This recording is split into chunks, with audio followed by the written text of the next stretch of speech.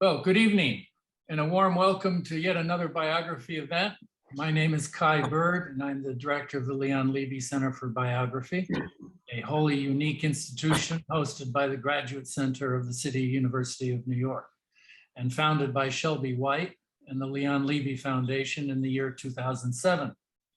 I want to thank Shelby for her steadfast support to the Biography Center. It is her vision that makes this program possible. While the Graduate Center at CUNY is now open for classes, we are not allowed to hold any public events in the auditoriums. So this autumn semester, all our Leon Levy events will be on Zoom.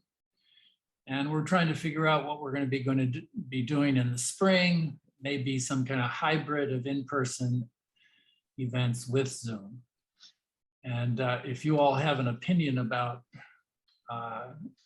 Zoom versus in-person events, please email us.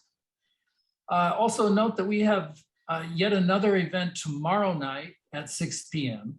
Eastern Time, when Julia Zweig will be talking about her biography of Lady Bird Johnson with the Pulitzer Prize winner, Debbie Applegate. Please mark your calendars and register for this event on the Leon Levy website. And please encourage your friends and relatives to subscribe to our digital mailing list on our website. Tonight, I'm delighted and honored to introduce the celebrated English biographer, Claire Tomalin, who will be speaking about her new biography of H.G. Wells. She will be in conversation with Edward Mendelson. Claire is joining us virtually from her home across the pond, while Edward is coming to us from, I believe, Maine. That's right. And Claire Tomalin was born Claire Delavaney. Delavaney. Say it again. Delavaney. There we go. In 1933 in London. She was educated at Cambridge University and worked in publishing and journalism. Her first book, A Life of Mary Wollstonecraft, came out in 1974, the year in which her husband, the journalist Nicholas Tomalin, was killed in the Middle East, leaving her with 4 children. She has written biographies since then of Catherine Mansfield, Jane Austen, Charles Dickens, Thomas Hardy, Samuel Pepys, and the actress Mrs. Jordan, and most recently a memoir of her own life. She is married to the playwright and novelist Michael Frayn. Edward Mendelson is the Lionel Trilling Professor in the Humanities at Columbia University. He is the literary executor of the estate of W.H. Auden and the author or editor of several books about Auden's work, including early Auden and later Auden. He is also the author of The Things That Matter, What 7 Classic Novels Have to Say About the Stages of Life, about 19th and 20th century novels, and Moral Agents, 8 20th century American writers. His work on Thomas Pynchon includes Pynchon, a collection of critical essays. He is the editor of annotated editions of novels of Thomas Hardy, George Meredith, Arnold Bennett, H.G. Wells, and Anthony Trollope. With Michael Seidel, he co-edited Homer to Brecht, the European epic and dramatic traditions.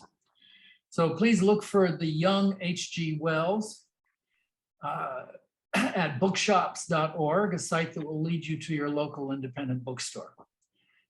Now, Claire and Edward will be in conversation for about 40 minutes, and then we'll take questions from our virtual audience. Please click on the question box below, chat box, to type in your questions, and Edward will be sure to get to as many of these as he can. We will try to end this program after about 1 hour. Again, thanks to the Leon Levy Foundation for funding this and all our other events. And now I turn this conversation over to Edward Mendelson. Thank you.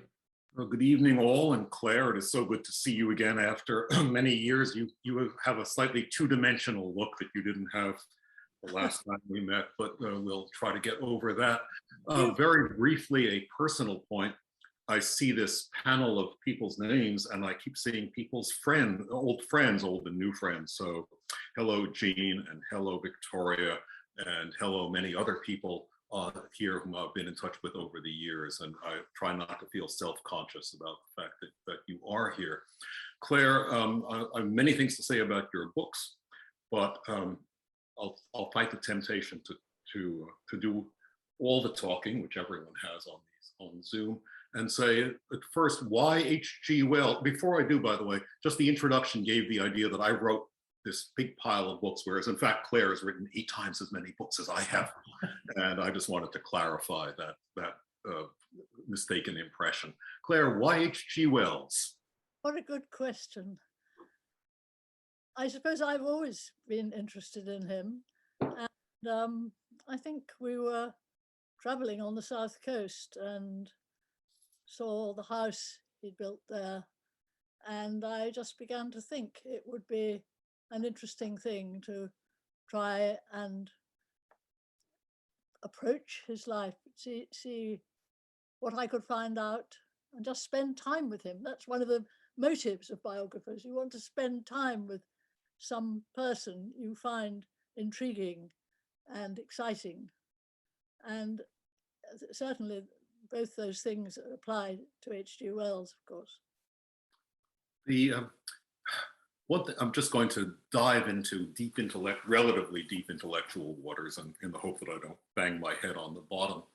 But one thing that I've always admired in your biographies is that you take seriously the subject as someone who makes their own decisions, who isn't simply shaped by their background, by their origins.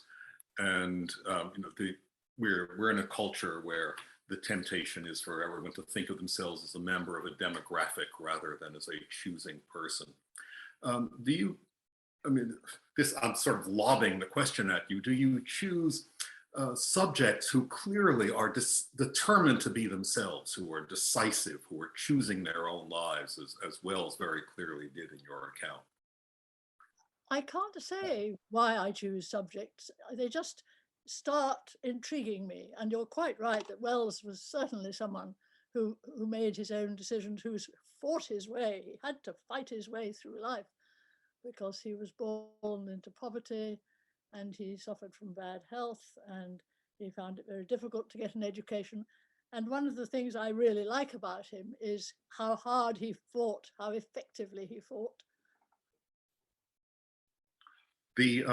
You have 2 chapters about individual books, and they are, of course, my favorites also, The Time Machine and Tono Bungay, which I edited for Penguin years ago, and I think is a very great masterpiece. They're both very depressing books, great and exhilarating as they are. I mean, you talk about ways in which Wells, for all of his forcefulness, has a very dark vision. I just wonder if there's anything you could say about that. I'm not sure I agree about the dark vision. I think he put so much excitement into writing, even stories which you could say had dark themes, that you don't come out feeling depressed. You come out feeling exhilarated. Even the sort of horrors of the distant future, The Time Machine, are so interesting, so vividly evoked that you enjoy it. I don't think of him at all as a depressing writer. I think of him as an exciting writer. I'm grinning because when I was rehearsing some of these questions in my head before we came on, I used the word exhilarating for both of those books, and it's exactly right. But and since when one comments on the book, one is really talking about oneself as much as about the book. Your vision of him as exhilarating is a sign of merit in yourself. Why any thoughts on why those 2 books, other than that they're simply better books than the rest? Well, I think Tono Bungay is a great novel, or very close to being a great novel, because it covers so much, particularly the picture of people rising socially, the problem of rising through a very class divided society. And of course, this is something Wells himself did. And although his picture is quite different of the characters, it's something that always interests the English, and he does it superbly. It's very, very vivid. The moment you join the London Library, or I don't know, the amount of times you move house, the way you change your friends. It's one of the great strengths of that book, is to show that journey of the characters. The social vision of it was really something. It's I think it takes an American reader to see that tono bunge is Coca-Cola. In other words, the slightly harmful substance that had cocaine in it in its first formula, and was sold as something that would have curative qualities. I read the book first during the election campaign for Ronald Reagan, and the metaphor of selling something to a public that would make them feel better while in fact harming them, seemed to me to be very profound vision of society. You're right, it is a very profound vision. The one thing that I've always, again, admire in your books is the way in which you're clearly a person who's making judgments without feeling that you have the right to tell someone that they're wrong. I mean, with one of the fascinations of the biography of Wells is when you say how wonderful he is and this, that, and the other, but he's also this, you say. What did it feel like writing this? Or is this simply you talking about human beings in the way that you've learned to do, or that you know how to do? I think we all have learned that, haven't we? That our very dear friends can do things which we may find horrifying, but it doesn't stop us loving them and being interested in them. Wells could behave extremely badly to women, but at the same time, he loved and needed them. They were absolutely essential to him. At the very end of his life, he said when he was living alone in a flat on Regent's Park, he said what he wanted to see was his wife walking up the garden path. And I find that so touching. And of course, it's a memory of his wife, Jane. And that was what came to him in those very last days, that he wanted to see her walking up the garden path. And that's a very attractive side of him, isn't it? That he knew himself well enough to be able to sort of confess those feelings. It's been many years since I read the history of Mr. Polly, but I have a sweet memory, and you'll tell me if this is right or not, that at the end, Mr. Polly realizes that physical beauty is not the same as real beauty. And when he marries the woman he marries, there's some tremendous sense of the inner beauty that he sees in this woman. Does that correspond? Am I making this up, do you think, or is that? I think that's right. It's a wonderful book, isn't it? Traveling, leaving his unhappy life and traveling to find the right life. The one other just question of since this is the Levy Center for Biography, I'm asking the practical questions, like, how do you get the legs of the table to stay straight if you're in carpentry school? It's about the stopping at 1911 and the way in which you treated things afterwards. This was clearly a structural issue. Well, I think really, it was because I'm very old and I thought I might not be able to live to write the whole life.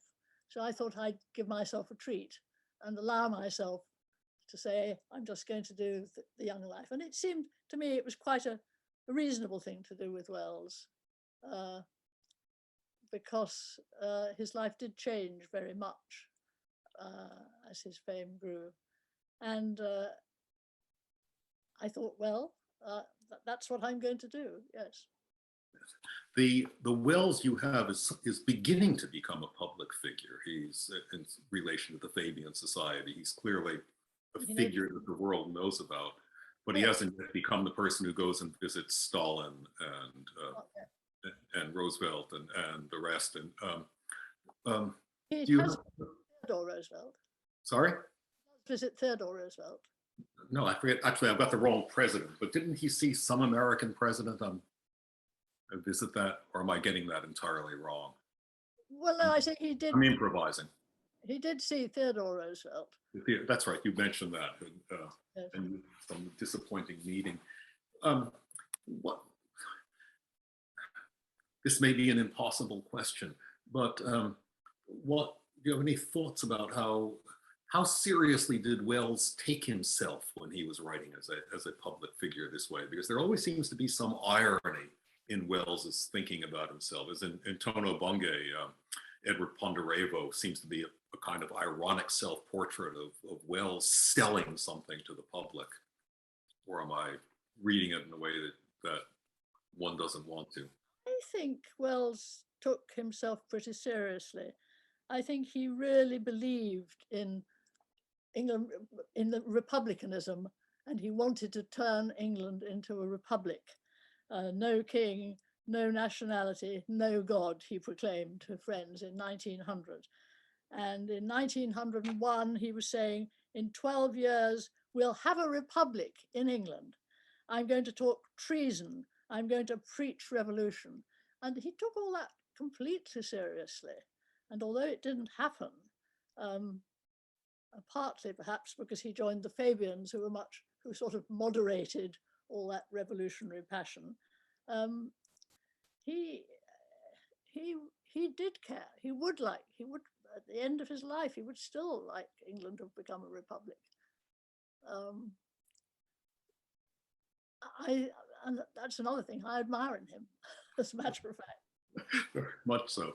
I'm going to shift focus here into Wells's sexuality, which is not his sexuality, his sexual life is the focus of your story. I know that, and I've observed this in myself, I think every generation thinks that the world discovered sex the same year that person turned 13 years old. In other words, before that, everyone was naive about it or had simply silly ideas.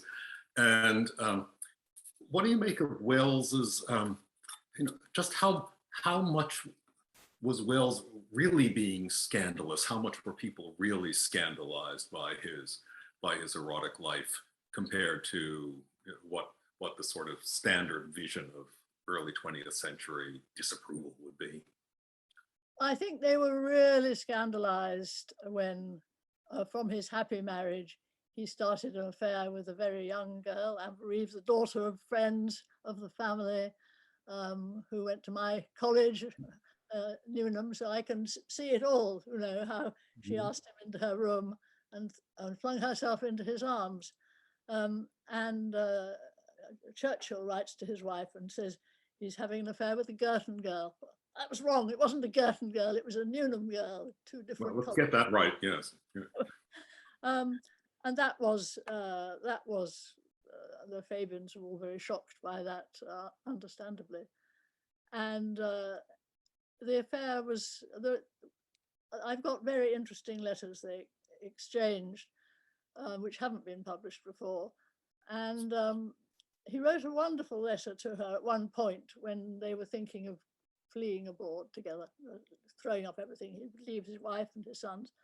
And he wrote a brilliant letter about how wonderful it would be, but how it would mean their lives would be completely changed forever. And it's a very good thing that he says, I'm used to being looked after very well. I mean, quite apart from not wanting to leave his two sons, he says, I expect to have sort of people looking after all my clothes and all my needs. And that's not something we would find if we fled abroad. I think that's rather a good point he made, and an effective point too. And what was rather wonderful about all that is that they did remain friends. She married, had a very nice husband, had more children, and they worked together later on, later than I'm writing about it. And that's a tribute to them both, I think, that they were able to go on I still called him master was later about to on, mention that. Yes, that's right. annoying for her husband, but perhaps she didn't do it when her husband was there. So it does suggest that he could behave very well. He did endear himself to the women who loved him. What, as you were saying this, I was thinking that in both of them, it shows a willingness to live in the present and the future and not feel trapped by the past, which is certainly something that Wells has. And I think one can recognize different personalities, those that feel the past, the presence of the past, more than they feel the present and the future. Well, Wells brilliantly had to throw off his past. I mean, his very poor childhood, his struggle to get, and his mother wanted him to be apprenticed to a draper. He went off, had to do his ghastly work in the shop, completely unfitted, didn't know how to be a draper. And he fought his mother to get an education, and he sort of succeeded. He knew he could do it, and he got a scholarship to go to university. And it was a real battle he had. And he never blamed his parents later, who sort of tried to stop this happening. In fact, when he was making money, he always made sure they had a nice house to live in. He always sent them money. I think he had a good character, Wells. He was decent to people. This came out also in his relation to his brother, by the way. That was another, Yes. The brother who led a very, very, very different life. All of these struggles, again, I'm Like propagandizing for Tono Bungay, he dramatizes just quite wonderfully in Tono Bungay. That you feel all of this from the inside, almost literally every detail. What about the physical injuries that he suffered and his insistence on overcoming those? Any thoughts on? Well, he was lucky in a sense that his mother was a housekeeper at this big house up Park. And so he would go to his mother and be put in one of the attic rooms. They're small but rather delightful rooms, sunny with fireplaces. And there was a doctor staying when he was very ill, and he was extremely well looked after. Might, I think, have died without that treatment. So he got, as it were, the great house treatment, although he was only the son of the housekeeper. The great house, of course, by then was the property of one old lady who had a companion with her. It was a family that had really died out. It's quite an odd situation. A very large house, huge semi-basement full of servants, where there were dances and all sorts of, a lot of revelry. You have a description of the, tell me if I'm remembering this correctly, the servants dancing jumping on the sofas while or am I confusing this with I think I'm confusing this with another novel. Sorry about that. I apologize. Just scratch out what I just said. No, the one you're thinking of, no. But they did dance, yes. And he has a lovely description of dancing with one of the maids with a yellow dress, and how she kissed him in the corridor afterwards, and made him realize that this was something lovely, not just something sort of squalid. And it was a very romantic description, that. I think he really got a great deal from Up Park, not just from its architecture, not just from its park, but from the whole atmosphere. And am I right in imagining, I wasn't clear on this, that the lady of the house, the old lady who owned the house, may not have been aware that he was staying in the attic at some point, or is that? Well, I think she probably didn't take much notice. I mean, she didn't need to see him because he would go up and down the back stairs. Only we know that he saw there were good books in the drawing room, so he would go, pause, see if the room was empty, and he said he would dart in like a rat and extract a book he wanted to read, treat it very well, put it back. But this was exactly what George Ponderevo does in Tono Bungay. and he gets his education that way. You mentioned also, I mean, Wells's technical imagination. He seems to invent powered flight in Tono Bungay. It's unclear just what that airplane is, whether it's powered or whether it's a glider of some sort. But there he is He doing does gliding when he nearly lands on top of the girl he's in love with, who's on horseback. Oh, Very, I'm so glad you mentioned that scene because I remember gasping at it. I mean, for those who haven't read the novel, I'm doing this from memory. It's just an amazing moment. The young man who has made this small aircraft in which not aircraft, but he has wings that he can fly on. And he swoops down by mistake over the aristocratic woman whom he's in love with. And she is staggered by this erotically. And she says, I think you put this, those great wings. those great wings, you're quite right, those great wings. It's And then it's as if a clap of thunder came from the sky, and they look at each other, and that's the beginning of the week of the love affair outside the life. By the way, he presents her again as being far shrewder about social reality than he is. In other words, that George Ponderevo, that she knows there is no future for them, much as she is in love with him. Am I getting this? Absolutely right. I mean, she's an upper class girl and she's not going to give up her upper class life. One of the nice things is that he gives her the name of Beatrice. Yes. The name of Beatrice Webb, who is, of course, the Fabian woman who takes him up, introduces him to the Prime Minister, to dining clubs, and really helps to make his career for him. And Beatrice Webb was, as you say, upper class and very much in the upper levels. There's one odd moment in Tono Bungay where George Ponderevo, thinking about Beatrice, somehow the word chloral comes into his mind. And it seems to be that he's aware of her as taking drugs, is the way I read that. That's right. Yes, I think that's right. Yes. There's some darkness there. So there's the sense of the misery up there at the upper social levels is something very strong. Yes, that's right. So again, these are as open questions as I can imagine. Can you tell us any surprises, anything that you saw that you didn't expect to see, that the other biographers had not seen from the same angle that you saw?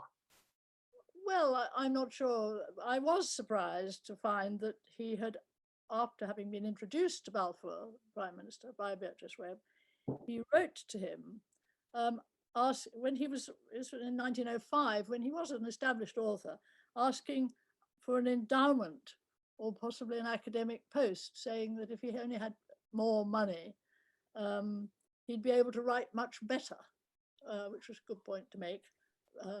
But Balfour handed the letter to one of his assistants, and in fact, the government folded, and he didn't do anything to help him. But it was a pretty extraordinary, bold thing to do. It's one of those bits of Wells's boldness that I like, that he'll try it on. He'll see what he can do. What about his living abroad? He's living in France and I think in Switzerland for a little while. It was later in his life, which is not what I'm actually writing about. I mean, he loved abroad. Who doesn't love abroad? It was fun. He liked walking in the Alps, but he didn't go abroad for many years. I mean, he didn't go abroad when he was young at all. I'm misremembering passages where you refer to it. All I have is a proof copy, by the way. Oh, it looks nice, doesn't it? Yes, very nice. By the way, one technical question. The proof copy doesn't identify who made these lovely drawings. And they're the first time I've seen drawings like this in a recent biography, though I think you had them in some of your earlier books also. It's by my friend David Gentleman, who is a really fine English artist. I should have recognized the style. Sorry. Oh, no. We were neighbours for 40 years in North London, and we're still great friends, his wife and I. And he's about to have a wonderful exhibition, which I wrote the introduction to the catalogue for, as a sort of repayment from him having done these drawings for my book, which I thought was a wonderful, wonderful addition to the book. It's very nice when you get old, you can sort of play around a bit publishing a book. You can ask for special things. Also, I don't know if this applies, but been teaching a course in Virginia Woolf recently and thinking about late work where, which for Virginia Woolf means writing about the age of 55, by the way. I mean, late work then, where you stop really worrying whether the audience cares, but you simply want to do something that you think would be the right thing to do. Do you have any sense of that when you're writing a book? When you're writing a biography, is there an ideal reader or no ideal reader? Well, you must be one. I no, try. I don't stop caring. I do care very much. I mean, the first person who reads what I write is my husband, and I rely on him, to be honest. I care a lot. I can't imagine any writer, actually. When you write something, you care what other people think. You're the most eminent scholar, a brilliant professor, but you still, I'm sure, care what your wife thinks of your latest article. We're getting off I feel that I'm always writing for three people, and one of them is my wife, and the other is Frank Kermode, 11 years after his death. I always think, if Frank approves of this, then it will be all right, in other words, and I imagine this. And there's always one other person.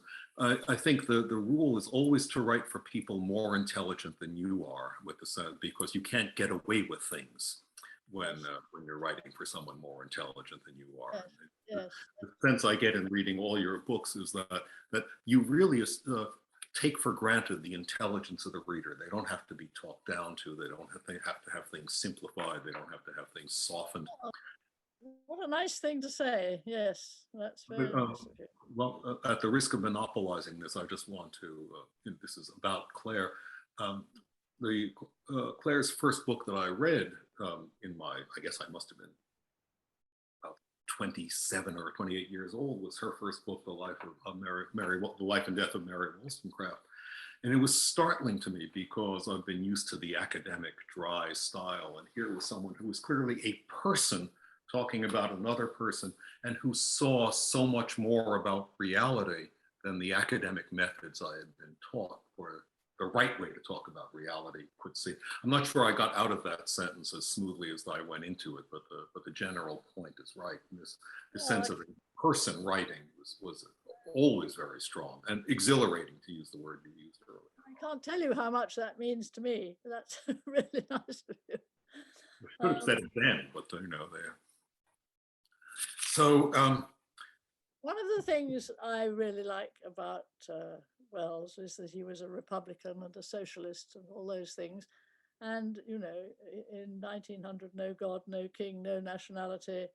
In 1901, he thought there'd be a republic in 12 years. And at the end of his life, he was still a Republican. That's very rare in England. It's terrific. I mean, he suggested at the end of the war, very foolishly, that the royal family should now be told they could go. He didn't realize how the royal family had in fact endeared itself to the British public by their courage and charm. But he stuck to his guns. Wasn't that great? I'm just, as you're saying this, I'm thinking of the second to the last scene into the lighthouse, where Mr. Ramsay, who has been an old man until then, is delighted that his son has steered into the rock and leaps from the boat onto the rock like a young man saying, "There is no God," and that energy of thinking, which Virginia Woolf clearly honored in a tremendous way. By the way, I've always regretted that you never wrote a Life of Virginia Woolf, which I think would have been. Oh, I don't think I would have dared. I did go and have tea with Leonard Woolf. And I was sort of overcome by that because I admired him so much. I thought he was a great man. But I perhaps foolishly asked him if no. Nothing. No. You're not going to say. But speaking of having tea or dinner, Moira Woodberg was, as you mentioned, Wells's last lady friend, his last mistress in the later years. And you talk about her toughness and her courage. And she was one of the people I was taken to dinner with on my first summer in London, the summer when I met you. And I had no idea of her relation with Wells, but she must have been, I would guess, well into her 80s at that point. And I remember coming away from the dinner sort of with the wind blowing past my face because of the force of her personality. And clearly, Wells chose someone who was going to be, whom he could not push over in any way. No, he would write letters to her saying, go to, when they were not together, sort of saying, read my books and go to bed early. And it must have been wonderful to meet her. She was, all I could tell was that could tell she had a mysterious past, because I gather there have been secret agent stories of some sort. Yes. And she presided in a sphinx-like way, just glaring into the awkward young man sitting across the table. But she was extremely welcoming and what a great experience. Yes, there it was. I'm glad I didn't know that she had a connection with Wells before I went in, because I might have made the mistake of thinking of her in terms of Wells rather than in terms of herself. Let me, again, the open-ended question.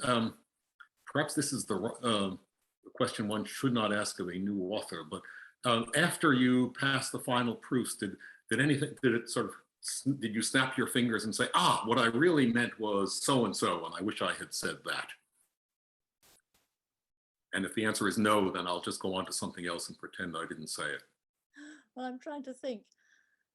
I think probably the things I thought were wrong with the book, I thought I couldn't do much about at that stage. You have to sort of, as you know, you have to let a book go. There's a principle that I always follow, and I wish I knew the source of it, is that any job worth doing is worth doing badly, as opposed to not doing it at all, you know. And so I haven't heard that. That's a very good idea. Yes, as opposed to not doing at all. Yes, so perhaps that will carry me through. Even I don't think I'm going to write any more books, but I might put that into my head and think about it. Keep that in mind, because the writing books does sustain one, it seems to me. In other words, the effort of the fact that you're committed to something else. The other, I was reading some letters of, I think, Rupert Hart Davis, and I think someone in one of them said, it's only bad temper that keeps me going. And I like to keep that one in as a principle. Very good one. Yeah. What about you acknowledge help. You clearly were able to see unpublished letters.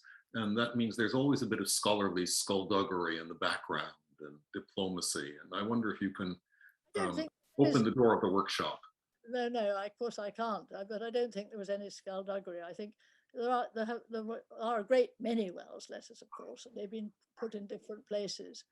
And a Wells scholar who I know was very kindly able to let me see copies of some unpublished letters.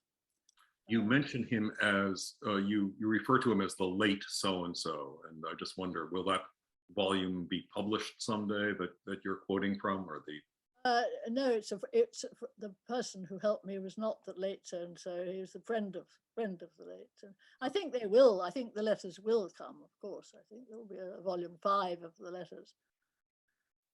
It's very expensive writing biographies. You can't always have the books out of the London Library, so I had to go off and buy the 4 volumes of the letters. warning aspirant biographers for the expense you get into like that.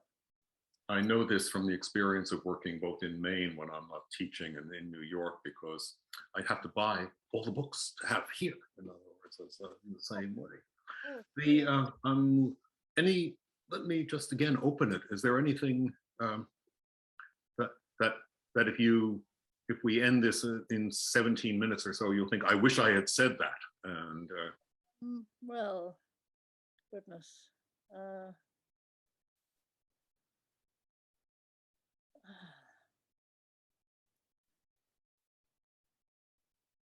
I can't think, of course, when one's asked something like that. It's That's impossible. we might just talk a bit about Wells's view of women I would love to. politically. I Mhm. mean, he did think he believed in something called the endowment of motherhood, which was what became family allowances. He wanted that. But he was worried by the suffragettes. He made an excuse in his memoir, I think, of why he was worried, because he thought suffrage agitation over accentuated sexual differences. Well, that's pretty good, isn't it? What do Yes. you expect women to do? To perhaps accept that they were never going to have the vote in order not to accentuate the sexual differences. I don't know, but anyhow, I don't think he was terribly good about all that. I think really Wells, who loved, as we know, genuinely loved interesting and powerful women, but I think he did feel, somebody said of him, he was a fellow traveler of the feminists, and I think that's right. He wasn't a real feminist. He sort of went along because he knew women wanted it. One thing that came out of your book was these multiple perspectives, as you said, the idea of paying for motherhood while at the same time paying for giving support to mothers while at the same time trying to avoid suffrage. This suggests him trying to draw some kind of line between enjoying himself as his image of himself as the masculine man attractive to the beautiful women, and his sense of social justice. There's always some conflict in Wells between personal feeling and the social world. Yes, one has to remember what a hard growing up he had, with very bad health, terrible collapses he would have, with lungs pouring blood, which he wrote rather splendid descriptions of, and really, thinking he wouldn't live. Many times he thought he might not live for very long, and he hadn't done the things he wanted to do. He hadn't written the books, and it's pretty extraordinary how then things changed, and he was all through his middle age, he was perfectly all right, perfectly healthy, but he had very, very a lot to put up with physically as he was growing up. Just on one other subject about his thinking about women, as you were saying this, I realized something obvious, which is that in his childhood, basically the authority figures were all women. The woman who owned Up Park, his mother. In other words, there were no males in the picture giving direction. Does that correspond to reality at all? A good father, a very good father. Yes, who died. Yeah. Brought him books. Yeah. I mean, he True. was. And he had his elder brothers, and although they were off being trained to be drapers, which is what the only thing his mother could think of her sons to do, to become apprenticed to drapers. You're right. I forget what I said was all wrong. Yeah. Well, but what comes out of the books, in other words, it's what comes out of, certainly out of Tono Bungay, where at the beginning it's a world of women that George Ponderevo lives in. So, and I was taking that as Wells's imaginative take on how he grew up. Yes. Claire, our schedule says that I'm supposed to transmit questions to you, and a few of them are here. And fortunately, my wife who wrote some novels says whenever she goes to a reading, the first question is always, "How do you find a literary agent?" And nobody seems to be asking that here. And the first one that I see here is to ask. I'm asked to ask you about how the profession of biography has changed. Are you getting a different audience from the ones you got 2 or 3 or 4 decades ago? I'm not sure how that question can be answered, but fit audience though few, I always thought. But well, people do write to you about your books, which is always, I think, delightful. But they are, I suppose, special people, the sort of people who like writing to authors. I don't think my audience, I can't tell what my audience is really. I like to think they're rather especially intelligent and people. No, I'm not aware of my readership changing. It is very various, of course. I remember once going up to Manchester to sign some books, and it was a marvelous moment because a woman said to me, "I've never read a book with footnotes before." I've never forgotten that, because I wanted to maybe I did put my arms around her, because I thought that was just a wonderful thing to have someone say that to me. She bought my book and she'd never read a book with footnotes before, and she told me so. Wasn't that lovely? Yes. I mean, this was someone opening up her openness to a new experience, which you provided for her. In other words, opening up a world with different kind of vision. She's so generous. I'm looking at other questions, and I think you'll be able to give an easy answer to this one, because some of your books are not about writers. One question is, are you convinced? You have to be convinced of the literary achievement of a writer before whom you choose as a subject of a biography, or can the life be enough? Well, you've written biographies of people who never wrote a line for the public. I've written about and yes, no, I don't. I mean, in some ways, it's more difficult writing about a writer than about other people. But it's helpful to write about people who've left a few letters, of course. It's always nice.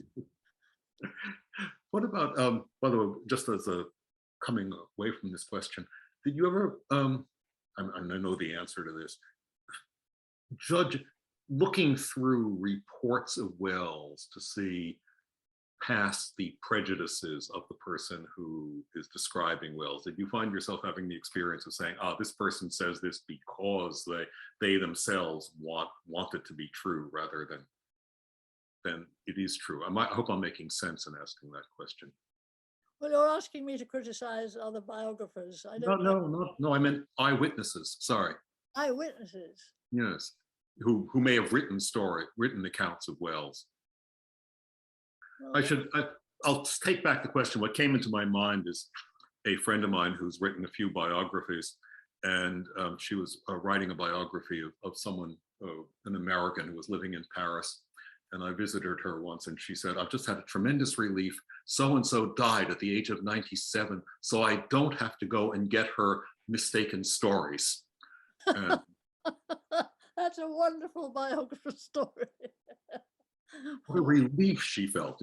She wasn't going to have to sort out the reality from the story that she had been told. Other questions I'm looking at, we have exactly 8 minutes. Where did Wells get his scientific ideas from, you were asked? Where did he get his? Well, he studied science. He at school mostly taught himself at school. When he finally got away from being an apprentice draper with great difficulty, he went to a grammar school in Midhurst. And what happened was that the headmaster bought a great mass of science books, and Wells was taught science. What it meant was that Wells read the books while the headmaster sat doing something else, because he didn't know any science. And Wells read them so effectively that he applied secretly for a scholarship. He was an extraordinary person, wasn't he? I mean, he was so determined, he was so clever, and you want to cheer for him, and then he gets his scholarship to go to London. He goes to London and goes into horrible lodgings and manages to get out of the horrible lodgings. And the scholars at the college didn't really have enough money to live on. And another scholar who had money took him out to lunch once and saw how Wells was absolutely desperate with hunger. And Wells said that some of his other ones couldn't have lunch on Mondays and Tuesdays because there wasn't enough money each week.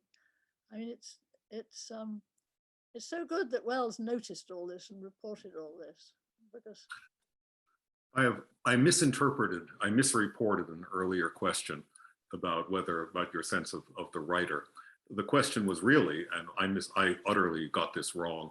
The question was, when you're writing a biography of a writer, is it possible for you to write about a writer whom you don't really admire as a writer, whatever their life might be? I don't think I could do that. No. Because you have to be inside the writing in some way, I suppose. Yes. I once started a book and didn't really get on and put it aside because I didn't find somehow enough congeniality. You have to feel some sense of congeniality with your subject, don't you? It's that you would actually that you would enjoy sitting with them over dinner, certainly in a small room. Possibly, yes. Certainly that you, even without meeting them, a sense of congeniality. Yes, that's right. The Auden once said that Dostoevsky was a great genius, but he couldn't imagine having dinner with him because of the ranting. Auden and Dostoevsky doesn't work. No, it doesn't work at dinner. It never happened somehow. You were asked how the young H.G. Wells differed from the older man, and that is one of those questions in which you can knock this one out of the park, as we say in American sports. Because there's so many differences. Yes, well, I suppose the older Wells was more discreet in his behavior, probably. And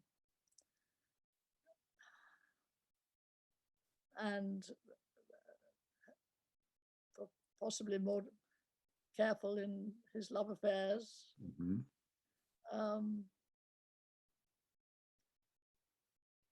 Had enough money to go abroad. He changed his way of life. He hardly went abroad at all when he was young. And he had a house in France later, so he had a different way of life.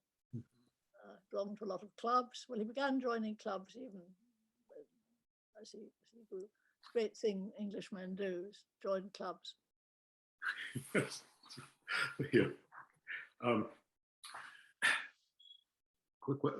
One question that you're asked is, can you imagine writing a life of a scoundrel or a monster? I think a scoundrel, yes. A monster, no. I think a monster would be too upsetting. But there's an element of scoundrel in a lot of characters, even occasionally perhaps in Wells. A little bit of scoundrelly behavior is quite nice.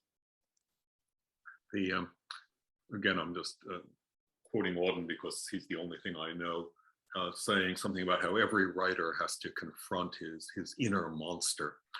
And that's a different thing from someone who is the outer monster in some way. Because Wells certainly had, there are monstrous bits of Wells that you talk about, but overwhelmingly he is not that.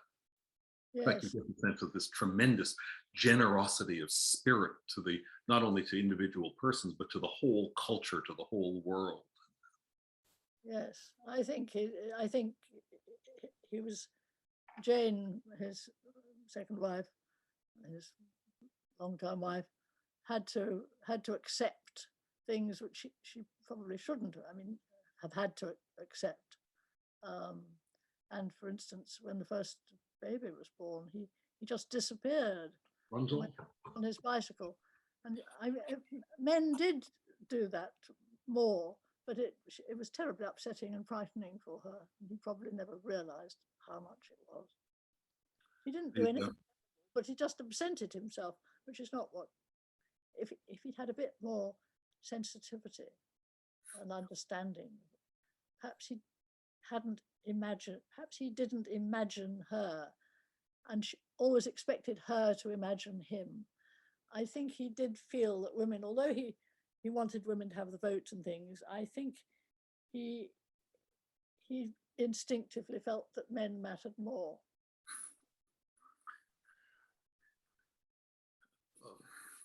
I'm trying to see if I can qualify that, and I'm afraid I can't. You know, that's the in some way the even in the unhappy love affairs, the man goes off by himself in some way, as George Ponderevo does at the end, and the time traveler is isolated, and there's this always. But again, not in the case of Mr.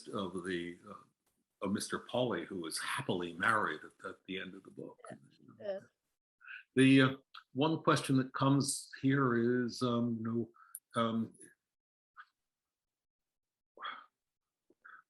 sort of what does Wells have to say to the present? I'm not sure that's an answerable question. A great writer always speaks to the present. In that sense. Yes. Well, his belief that the world should be one, that we should have one language, that socialism is the best way to organize society.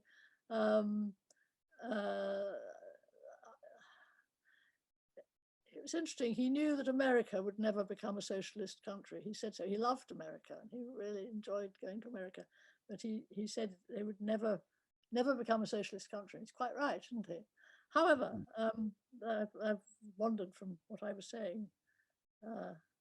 What was the question?